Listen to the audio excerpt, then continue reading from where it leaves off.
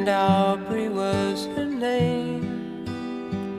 A not so very ordinary girl or name, but who's to blame